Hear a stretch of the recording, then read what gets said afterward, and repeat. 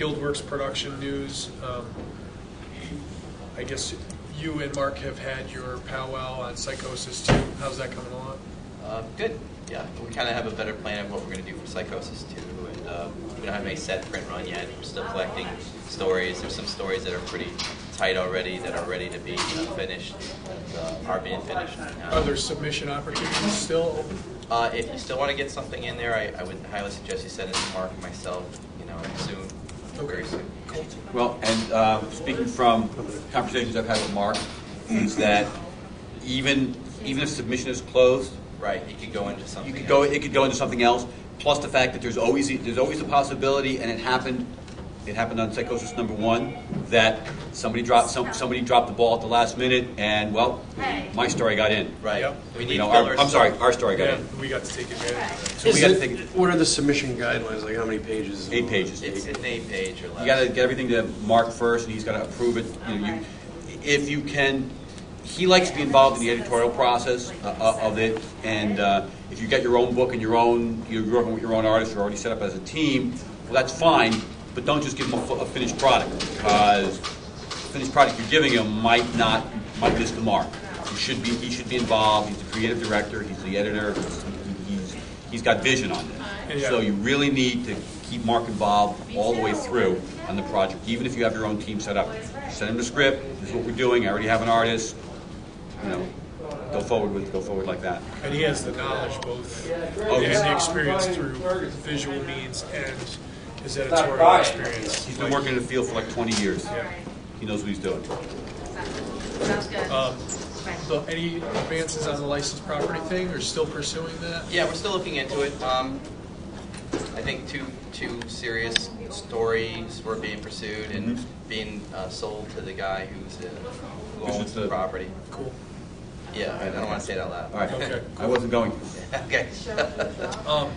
Bob Sodaro is doing a CAG article write-up for...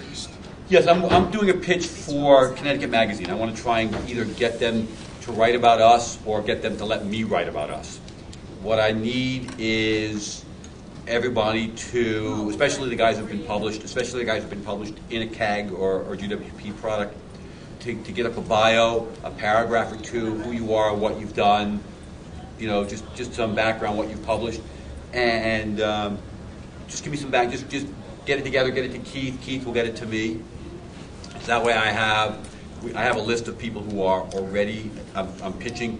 I haven't made the approach yet. I haven't had the opportunity, but I'm going to make the approach soon. And I think if we can get something in Connecticut Magazine, it helps legitimize us. It helps get us.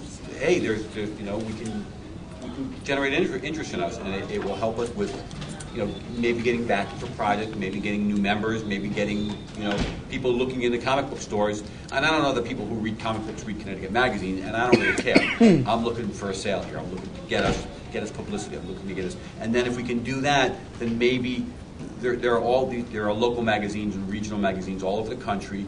We could get, use that as a basis to help maybe the CAG LA team to get something in a local publication, or the Nebraska. Nebraska. I always get that mixed up.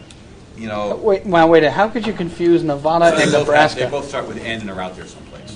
Okay, because one does like corn and the other does like gambling and prostitution. They both start with N and they're a little different towards the west side. Okay. That's it. That's all I got.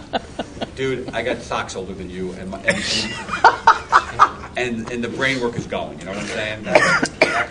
All right. The next bullet point I have. This is the last one for me. So Keith, if I've forgotten anything, feel free to chime in.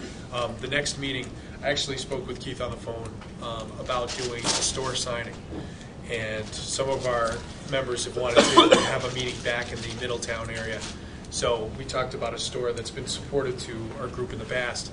Maybe we could do a store signing. So once again, us as creators getting out there, getting our product into the reader's hands, building a relationship with a retailer, and meeting somewhere that is productive. If you want to get something to eat, maybe there'll be a restaurant nearby. But I want to keep these meetings in the comic genre. I think.